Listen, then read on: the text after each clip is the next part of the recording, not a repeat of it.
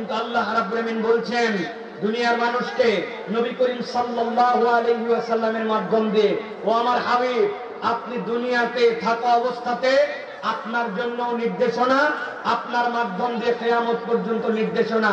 3 শ্রেণীর মানুষের অনুসারী আপনি হবেন না।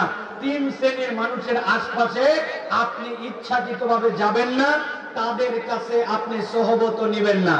3 শ্রেণীর মানুষকে বিচার করে হিসাব করে তাদের থেকে বুদ্ধি খাটায় দূরে থাকতে হবে। কয় শ্রেণী? কথা বলেন। 3 শ্রেণী।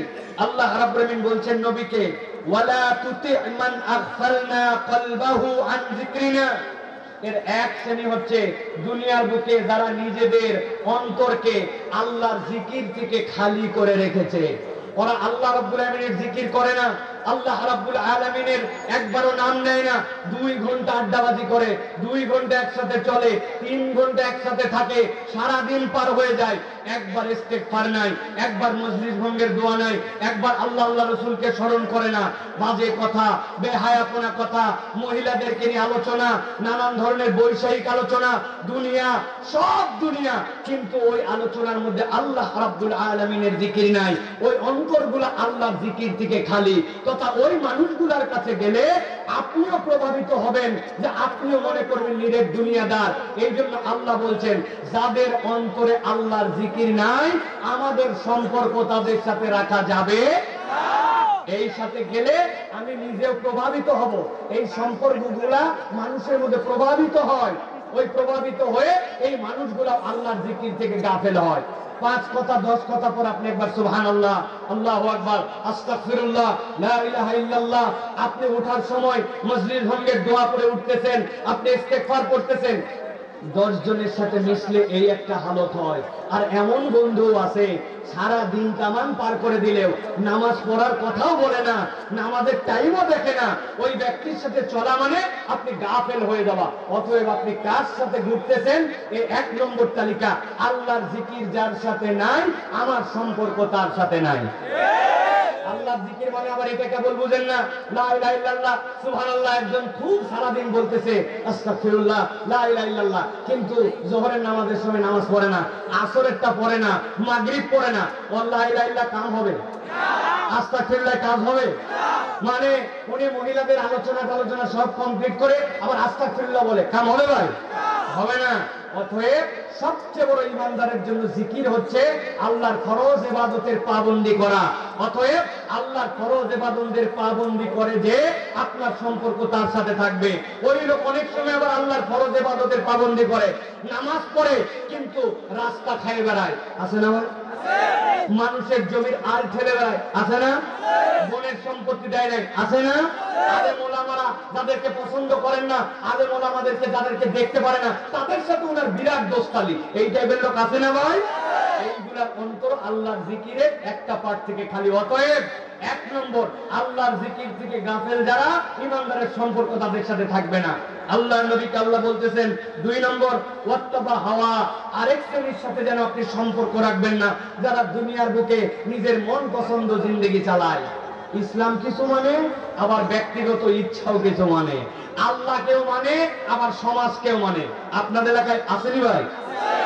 ঈদের দিন বোরকা পরে না, চিন্তা করছে এত দামি জামা কাপড়, বিয়ে খেতে গেছে, ওই দিন কমিউনিটি সেন্টারে দেখার পরে বলছে, বাপ রে বাপ, এই আপা কোথা থেকে আসছে, এত সুন্দর, আমাদের এলাকার তো মহিলা না।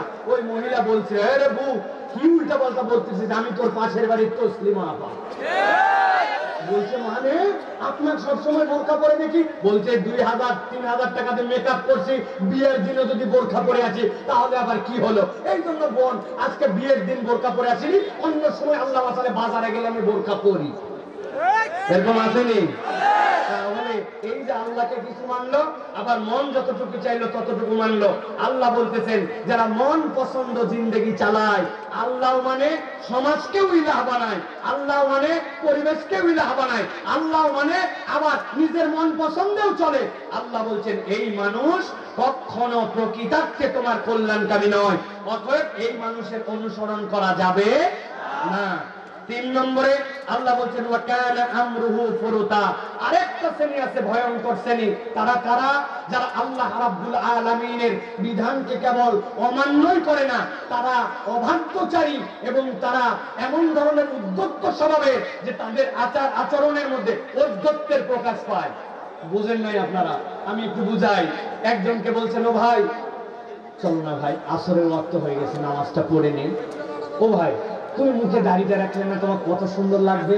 যেই না আপনি বলছেন আসরের নামাজের কথা, ও হয়তো আসরের নামাজটা ওই ওয়াক্তে পড়বে না, কিন্তু বলতেছে ভাই আসলেও নামাজটা পড়া উচিত। কিন্তু ভাইরে আমার তো শরীরটা আজকে পরিষ্কার নাই, নামাজ পড়বো ইনশাল্লাহ, আমার তো পড়া উচিত, তুমি আমাকে ডাকছো, এই কাজটা ভালোই করছো ভাই, দাড়িটা রাখা উচিত। ভাই রাখেন না কেন? বলছে আসলে আমার এটা শয়তানি, দাড়ি রাখলে কোনো সমস্যা নাই, কিন্তু মনে যে কি অবস্থা, অচিরে আমি ইনশাল্লাহ দাড়ি রাখার চিন্তা করতেছি। এটা একটা জবাব। আর একটা শ্রেণীকে বলছেন চলো নামাজ পড়ি, চলো দাড়ি রেখে, যখন নামাজ পড়া লাগবে তখন আমি নামাজ পড়বো, এত আমার বলার দরকার নাই, সময় হলে দাড়ি রাখবো, এত দাড়ি দাড়ি করেন কেন? আছে না ভাই?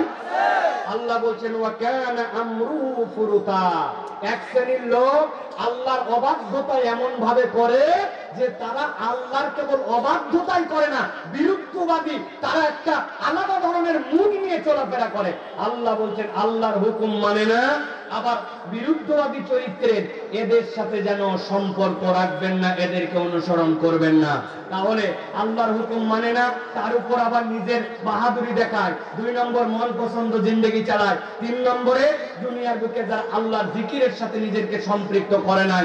আল্লাহকে আল্লাহ নবী বলছেন, আল্লাহ রাব্বুল আলামিন আল্লাহ নবীকে বলছেন এই মানুষের সাথে সম্পর্ক রাখা যাবে না। একটু হিসাব করে দেখেন আমাদের সাথে এরকম মানুষের সম্পর্ক আছে না নাই? একটু বুঝে বলেন।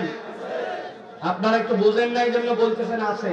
আমি তো দেখতে পাচ্ছি যে এই দলের লোক আমরা সবাই আছে, আবার কি বাদ দিলে তো ওই ভেড়ার লোক বাঁচতে লাগবে কম্বল সহ উঠাও, এটা আমরা সবাই। আমাদেরকে এখন পরিবর্তন হয়ে এই 3টা দোষ যেন আমার মধ্যে না থাকে সেই চেষ্টা করতে হবে।